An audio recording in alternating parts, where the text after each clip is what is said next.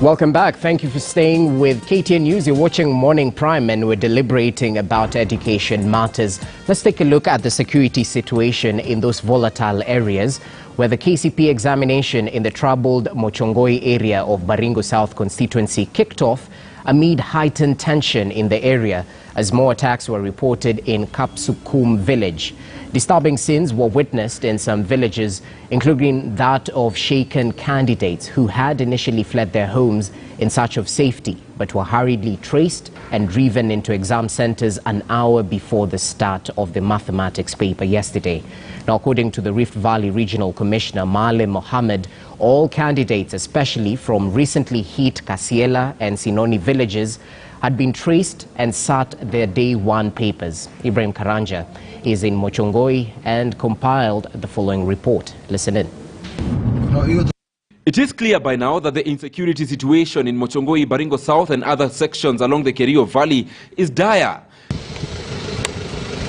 But seeing KCPE candidates in a police Land Cruiser quickly being rushed to their new exam center only an hour to the start of an exam is what paints the grim reality of the tension in a volatile area where access or lack of education is based on the number of gunshots fired.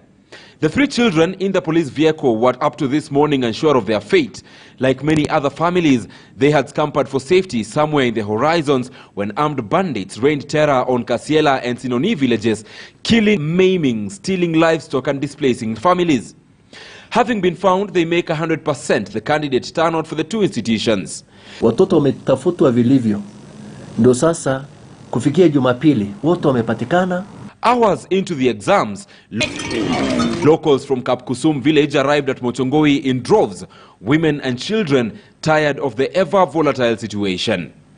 Well, we are heading to see the safety of KCPE candidates at Karne Secondary School. These are candidates who were transferred from Kapkechir Primary School, which was attacked. But right now we are seeing from the direction in which Karne is, just beyond the horizon, there has been an attack in an area called Kapkusum. This is people running away from their homes.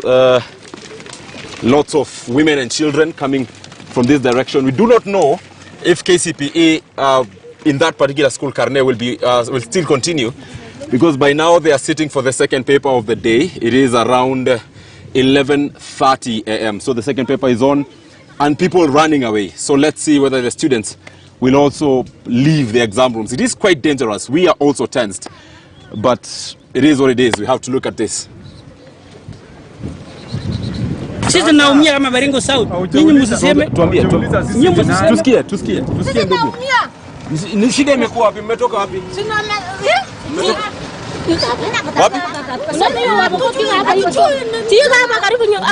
Wewe kwako ni wapi? Umetoka wapi? Ninataka kaitili hapo chini. Ndio nimesikia wako huko Kapkusum. Wamechoma manyumba na ni karibu na hapo mahali naishi. Nikaitili hapo karibu shule. Wamechoma saa ngapi? Sasa tumesikia tu ndio tukatoka. Sasa unaenda wapi sasa? Si tunaenda tu. Tunaelekea tu mahali tunaelekea tujui.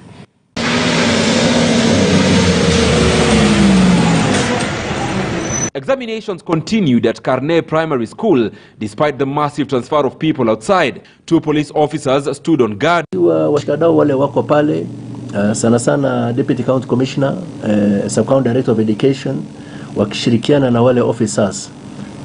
Kuna labda haja ambaye mpaka sasa sijaona hiyo haja na sijapata kufahamishwa.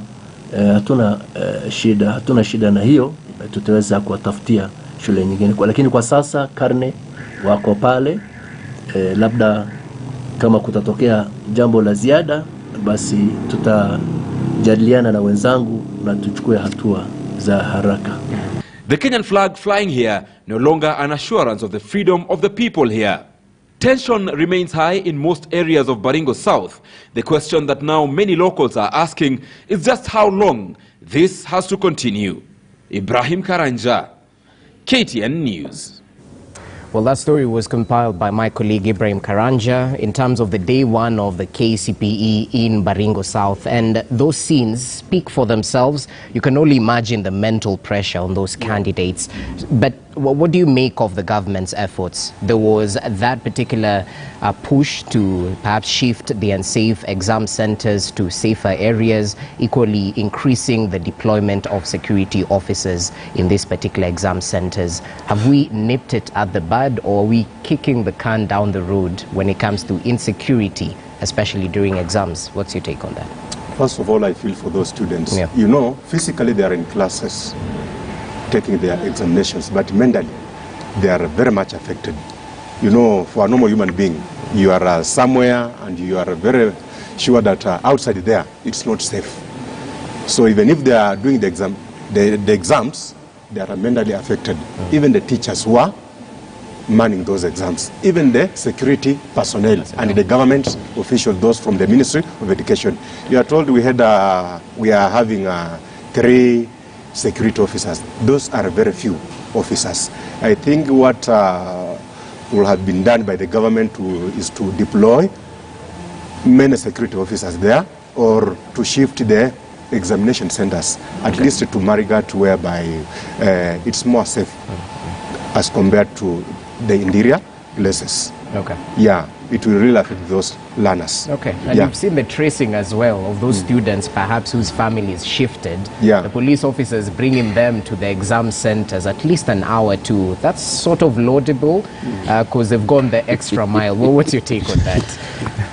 Thank you, JC. Yeah. I think these last-minute solutions, especially when you have a national exam, preparations ought to have been made early. This problem of banditry in Baringo, it's not a new phenomenon. It has been there. It is known.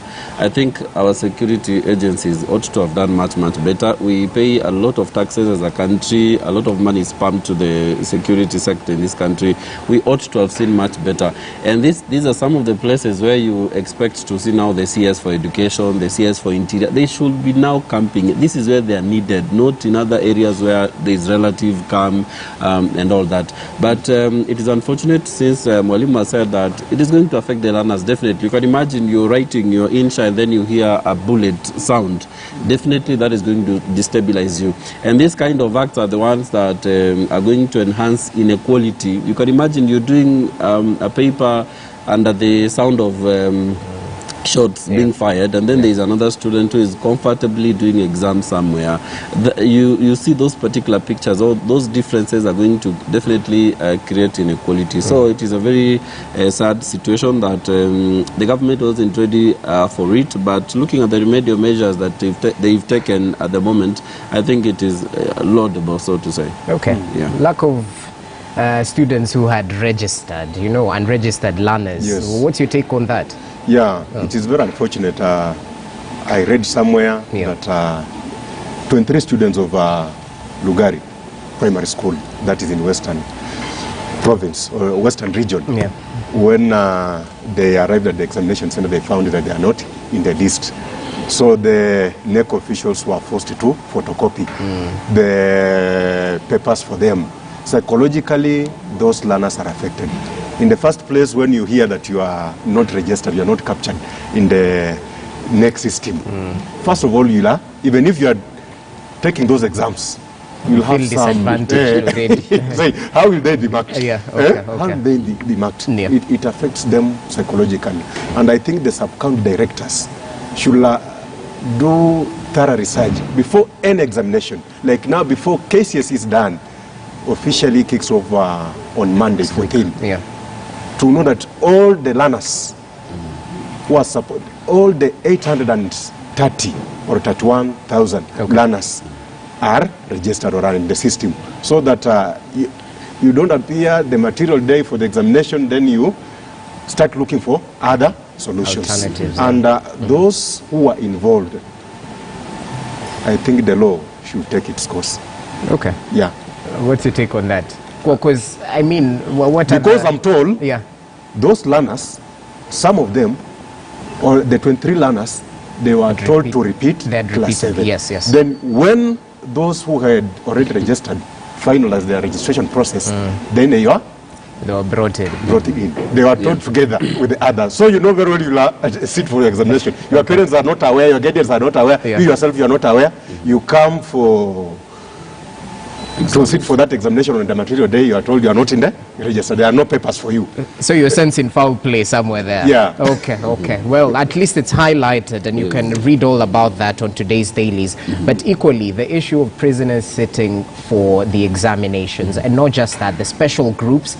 And last year, there was so much emphasis on the teenage pregnancies and the cases of teenagers who had to sit for their exams in hospitals due to, there was a long break due to COVID-19.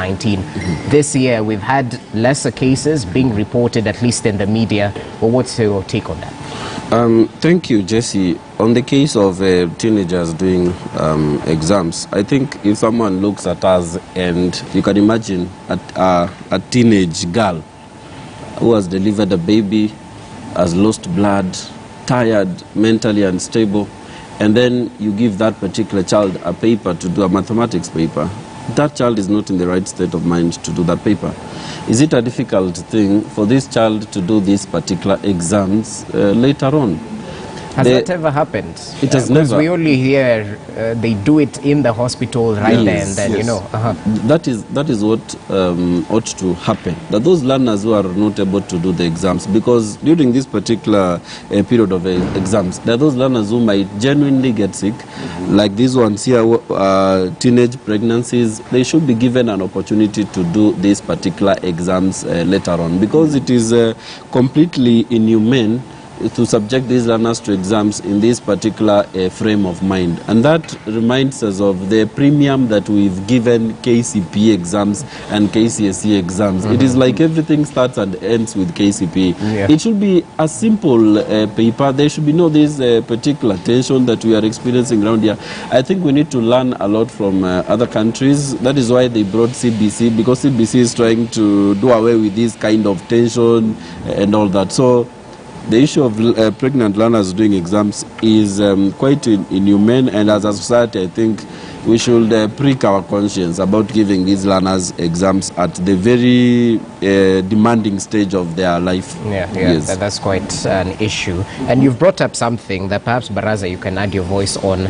So much emphasis on exams. That's been the culture under 844, exactly. So right now, as we transition towards CBC, should we totally walk away from the emphasis on examinations? Or what's your analysis on that? But we are walking away from those exams. We are already in the next 3 years, those who are now in, is it grade 5? Will be sitting for their grade 6 exams this year, December. So next year, January, they will be in a junior secondary, that is grade 7. We should walk away from it so that we don't condemn those who might have failed because of some reasons. I'm very sure the girl who delivered on Sunday, even if she was a genius or good in a particular paper, will not do well in yesterday's exam, today's exam. And we have those who will give birth today, tomorrow, the next day. We have those who gave birth last week. They have not healed. We have others who are sick. We have been told we have those who are taking exams in hospitals. Such kind of cases should be looked into. We have even the juvenile cases, as well, those who are in prison, postal institutions. I'm told in Kakamega, Shikusa primary, they're also taking exams. We should look into it. And KCP and KCSE should not be life and death matter, the way the Kenyan system puts it. Because if you, after the release, be very sure this KCP will be released before April. And after the release, they will be selected to join various schools. And the one who scores many marks will be given chance to join premier schools like Nakuru High School, Alliance, such kind of schools. They base on how they performed in their examinations. Even at the universities, they look at how you perform, not considering the process. How are you during that process? Such kind of things. And then just an addition, Jesse, the media should also help us. For example, when your reporters are doing stories about these teenage girls who have delivered in hospitals, I think the media should also give a critique that what was the mental condition of this particular learner. It should not be always like 2 children delivered in Kisii and they were able to do the exams. Yeah, so there should be a critique so that we do away with this practice where learners are doing exams after giving birth. Okay, I can definitely imagine the mental pressure. But still, and as we transition towards CBC, I want your take on this, because teachers will be at the forefront in terms of these assessments. And there are those who sort of raise the idea that perhaps these teachers aren't adequately prepared, because not all schools have, emulated CBC as it should be. Yes. Well, what's your take on that? Thank you, Jesse. CBC is going to encounter a lot of challenges, especially the transition even to junior secondary, because until now, the schools do not know the criteria that is going to use to place these particular children from upper primary to junior secondary, because as currently it is based on marks. If you score 400 marks and above, you will find lucrative schools like Alliance. If you score low marks, you will be subjected to some sub-county schools. So until now, it is not clear on the placement mode that is going to be used. Teachers at the moment, they are trying. I mean, NEC sent the materials on the website. The teachers were able to download. These particular learners did, and then they were ranked. But what I can say is, as we move on, these particular problems, or they call them teething problems, they are going to be solved along the way. And I think KICD needs to come out very fast and address some of these particular concerns, because as currently it is, there are so many concerns about CBC, which KICD itself has not addressed, or the Ministry of Education has addressed. Yeah. So the issue about summative evaluation together with formative evaluation, as it is currently we are doing it more theoretically. So let us wait until 2023 next year, when we shall have the first cohort transitioning to junior secondary. That is when now the picture will be more clearer. But as it currently is, and you've seen even the politicians, the likes of Moses Wetangula and Wilson Sosion, shouting against CBC. They have merit in what they are saying, because there's a lot of confusion which ought to be addressed at the initial stages. Because ordinarily CBC, as it is a very good curriculum. Yeah. But we have a problem with the bureaucrats who are not addressing these particular issues once they are emerging. Just like here in KTN, when you have a problem, and then that problem, the Wakubwa are not solving it, it gets compounded. So if a problem is sorted out, then there is that smooth transition. So I think I wish to call upon the institutions, KICD and the Ministry of Education, to listen to the concerns of stakeholders, so that this curriculum is going to work with us. Failure to address these concerns, then we risk doing away with CBC again. Yeah, definitely. As we had mentioned, and as we finalize as well, KCSE has already commenced. They'll be finishing in April thereabout. Any concerns, 1st of April, any concerns around the administration of this particular set of exams from where you sit? No, to me, I think the council has done its work, and teachers are prepared.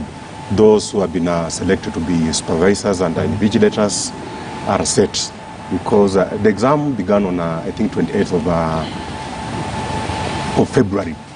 Like yesterday, there was home science practicals. We have had some music practicals, and I think at the end of the week, most of those technical subjects will be through with their papers. So I just want to call upon the teachers to exercise high level of professionalism while manning those exams, and also the government to ensure that all the students, and especially in areas like in Turkana and the affected areas where you have insecurity, we have food for those learners, enough food so that they can have some ample time, and they provide enough security in those areas. Make sure, and if they see that we have some challenges in those areas, they can even shift the examination centers to safer places. It's not a crime. Let us not just say theoretical that all the areas are safe But in a really sense, things on the ground, even the teachers are fearing to go and oversee those examinations. Even the security officers, some of them, remember they are the policemen, well. Kenya police, and some of those villagers are well trained, and they have machines which are very risky to the learners and those who are supervising the exams. So the government, let it come in. Even the Ministry of Interior and Coordination should come in fully and support the Ministry of Education. But I want to thank Professor Magoha. He's a nonsense man. At least he has done his best, but the way Mr. Jasper said, let him also go to those places. All right. Those insecure areas and be there. Not just Nyeri and Kakamega. Let him go to Baringo tomorrow. Jasper, I'll give you 1 minute as we finalize. Thank you, Jesse. Mine goes to the Kenya National Examinations Council. As the exams come to an end, they are going to be marked. So there is need to look at the conditions of these particular examiners. Quite a lot of time we've talked about this and it is not being addressed. So there is that issue of looking at the welfare of the teachers. And then finally, about the results, I think the council also needs to look at how the inside work that they are doing. Last year we saw the public schools, they were leading all over, and that was a bit suspicious. So we hope for a fair playing ground with the private schools. Well, one can tell you from a private school. Anyway, let us finalize on that particular point. Walimu, thank you so much for your time. Tomkins Baraza, an education somebody expert. was told me to greet you. The principal of Nakuru High School, Joseph Mwangi Kamau. Oh my, okay. He's watching. You're taking me way back. Asante sana, Jasper Undimu, and to all those who are watching, including the principal, thank you so much for your time. Enjoy the rest of your viewing. News Diary up next with Dibal Ainer.